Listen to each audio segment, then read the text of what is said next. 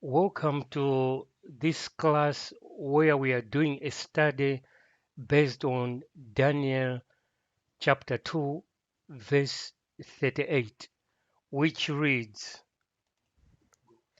And wheresoever the children of men dwell, the beasts of the field and the fowls of the heaven hath he given into thine hand, and hath made thee ruler over them all. Thou art this head of gold. So, by the reading of that verse, we see that thou art his head of God. So, which is the head of God here? So, in this picture, you see that we have got a statue of uh, Daniel. It's called the statue of Daniel, even though it's not the actual Daniel, but this is famously called the statue of Daniel. So King Nebuchadnezzar had thoughts about his future kingdom, and because he had the future um, vision, he wanted to know what is going to happen to his kingdom. God gave him this vision where there is a statue of a person having the head of God, the chest of silver, the waist of bronze, the legs of iron, and the feet. Here we have got three composites. So it's the iron, the clay, which is pure clay, and mingled clay. So the mingled clay will cling to the iron, but the pure clay will not. So there is two divisions there and one grouping together, the mild clay and the iron, but the pure clay will be on its own. Now let's analyze what the verse we just read about Daniel. So it's Daniel chapter 2, verse 38. Now the verse confirms that Nebuchadnezzar is the head of God. So this head here is the head of God and thus represent the kingdom of Nebuchadnezzar. And Nebuchadnezzar, he didn't want to ask who is going to come after his reign because Daniel told him that the silver will be inferior. So Nebuchadnezzar, he didn't have any interest to find out the silver upcoming kingdom. So Nebuchadnezzar kingdom was in Iraq and it represents the lion. So on this small map here, we are talking of where Baghdad is today.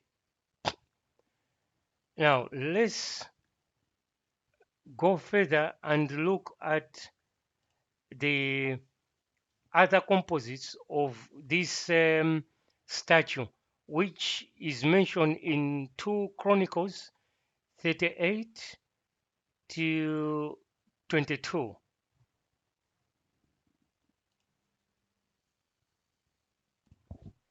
Now in the first year of Cyrus king of Persia, that the word of the Lord spoken by the mouth of Jeremiah might be accomplished, the Lord stirred up the spirit of Cyrus king of Persia, that he made a proclamation throughout all his kingdom, and put it also in writing, saying.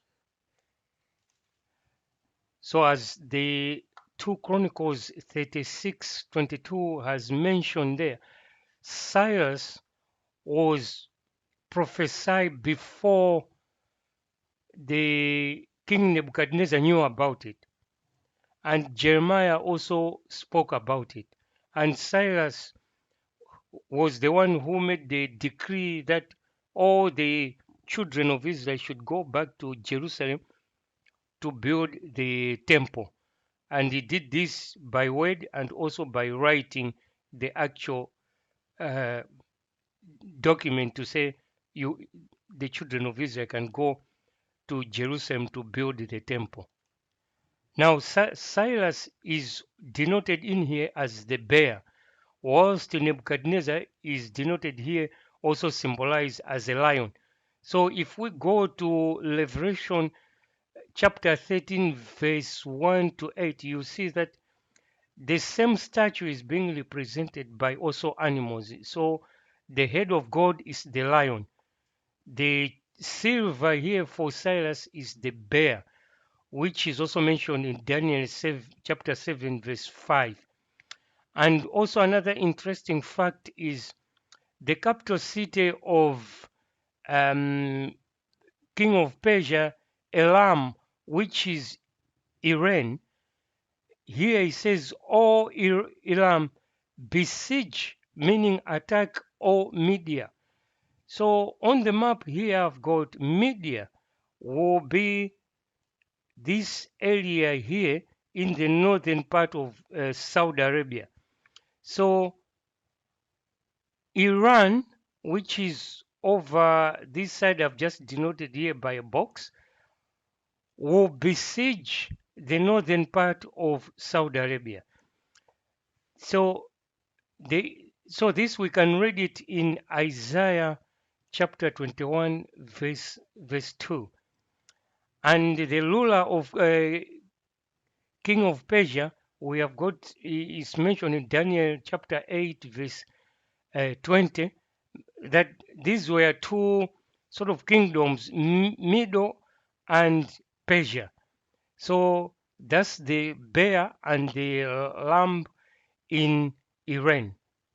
So let's look at the following the bronze metallic part of this statue. So let's read Daniel chapter 8 verse 21. Daniel 8:20. The ram which thou sawest having two horns are the kings of Media and Persia. Daniel 8:21. And the rough goat is the king of Grecia, and the great horn that is between his eyes is the first king. So here now we read in Daniel 8:21 that the first king is the king of Grecia. So that's the king we are interested in. But if you look on the other side, you see that the horn which is being talked about here is split into four kingdoms, which come out of Alexander the Great. So the first king we are talking about is Alexander the Great. So he moved from Greece all the way to Asia, Macedonia in Pergamo, Turkey, and including Egypt also, and far to the east, could be close to India. So the little horn came out of the four kingdoms. Why we are having four kings? One of the which is the Antichrist, the little horn, will come out of the four generals which followed after Alexander the Great's death. So we need to look into them because we had one general in Egypt, so we are not concerned the one in Egypt. Then Seleucid Empire, which is to the east. Then the one which we are more interested in is the one in Pergamo in Turkey. Why we are interested in the one in Turkey is because Pergamo in Revelation it mentioned that that's the seat of Satan, and GoG is also from Turkey. So here we could deduce that apart from Satan having his seat or his authority comes from Turkey, we have got also the little horn coming also from Turkey, which is GoG. So the last uh, bit of the metal we are looking at is the iron, which starts from the thighs here all the way to the ankles here, which is Rome, and everyone knows that Rome is the iron kingdom here. But Rome is extended all the way to the very end, where we have got two types of mineral which is mild clay and clay, but also Rome is in it. So we need to look more closely at these three uh, metals or three chemicals, how they are interacting and how they are repairing each other. So here is in Daniel chapter 2, verse 14. But we know that the small horn is also coming into the time frame of Rome. So we need to pay careful attention. But let's read Daniel chapter 2, verse 40. And the fourth kingdom shall be strong as iron: forasmuch as iron breaketh in pieces and subdueth all things, and as iron that breaketh all these, shall it break in pieces and bruise. Daniel 2:41. And whereas thou sawest the feet and toes, part of potter's clay, and part of iron, the kingdom shall be divided, but there shall be in it of the strength of the iron, forasmuch as thou sawest the iron mixed with miry clay. So here, as you can see, we have got the verse which has been read last, which was Daniel chapter 2, verse 41. So I'll just not paraphrase rather, but take this verse apart because this is where lots of people get confused. So here he says, and let me get a pen here of a different color. So in Daniel chapter 2, verse 41, it says, and whereas though saw, that's what John was seeing, the feet, so we are talking of the feet here, the feet and the toes, they are part of potter's clay. What is potter's clay in the Bible? Potter's clay, we have to look at the parable of Jeremiah when he sent to someone who was making a pot using clay. And there's a verse which God said, Israel, I'm your the maker for the pot. Can't I not break you and rebuild you? You know. So we'll go into what potter's clay means. And part of iron, so it's not the whole of iron because we have got certain percentage of clay, which is potter's clay. Then part of it is iron. It says these two shall be divided because that's God's people, potter's clay, the laminate, and part of iron, that's the part of the Roman influence or people. These two won't be in agreement. That's why the kingdom shall be divided. But there shall be in it of the strength of iron.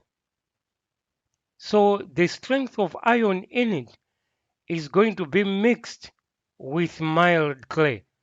So mild clay, it almost defined to be the Islamic Caliphate or the Ottoman Empire. So there's a verse we will check which describe mild clay as the Ottoman Empire. So this makes sense because Rome had two capital cities. So let's get a different ink here to demonstrate this. So Rome had two capital cities, the one in Rome and another one in Constantinople. Now, the capital in Rome was attacked by the Vandals, Visigoths, and all that. But Rome still existed in Constantinople. Then the Turks come from north to where Turkey is now as the Turks. forming Ottoman Empire. So Rome never died. It still continued to live in the east, but not to the west. That's why we have got Constantinople and take area. Every time we do our Bible study, we find that that's where we are getting more of the information and that's where we are starting from, which is making sense. So Ottoman Empire, as you can see, that's how far it went. But in our future, you see that now it's called Turkey. Turkey also has started expounding its territories like in Libya and other areas.